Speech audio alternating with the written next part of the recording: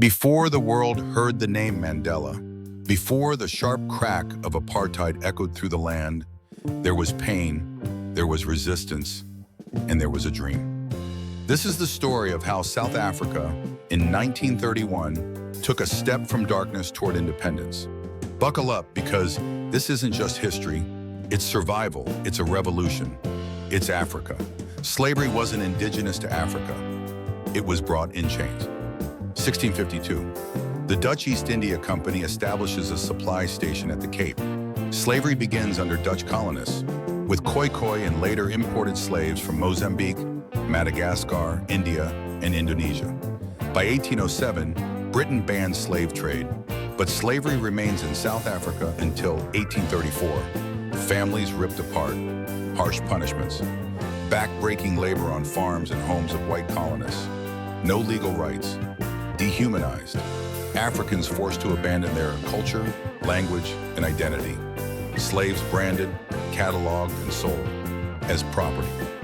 Runaway slaves known as drosters formed communities in the mountains. Underground movements sparked rebellion whispers of freedom in the dark. Cultural resilience, they preserved songs, languages, and rituals. Even in bondage, the soul fought back. 1806, British sees Cape Colony, shift from Dutch to British rule. 1834, abolition of slavery, but replaced with apprenticeships essentially continued oppression.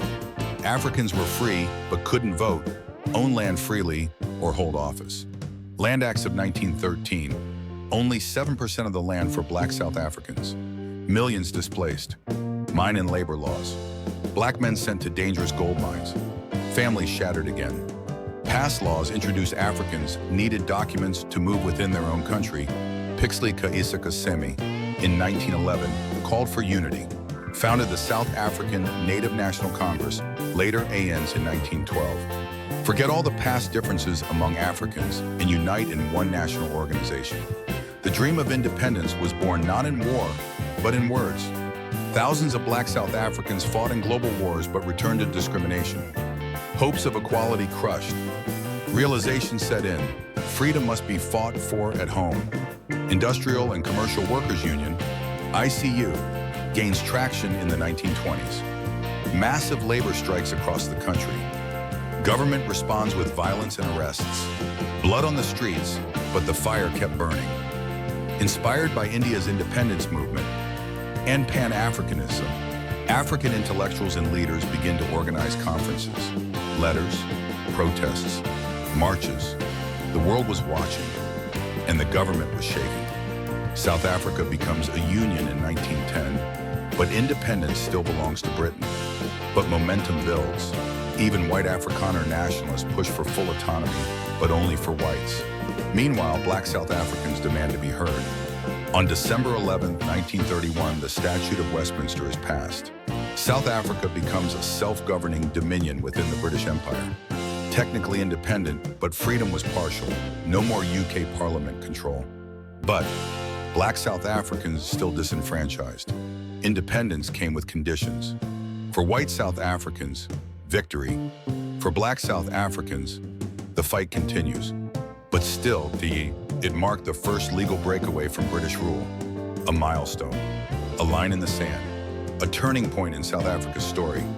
Apartheid begins formally in 1948, a direct backlash to Black resistance. But so did heroes rise. Mandela, Sisulu, Biko. Seeds sown in 1931 gave rise to decades of resistance. 1931 is often overlooked, but it was the first time South Africa claimed control. It shows that freedom isn't given, it's taken. Every protest, every voice, every drop of blood, it mattered. South Africa's path to independence wasn't a single leap. It was 1,000 steps. And in 1931, the first door creaked open. But the real battle of the segregation, the battle for all South Africans, had only just begun. This is not just history. This is legacy. This is Africa. Enjoy the journey. Hit like, subscribe, and tell us which African country's independence should we explore next.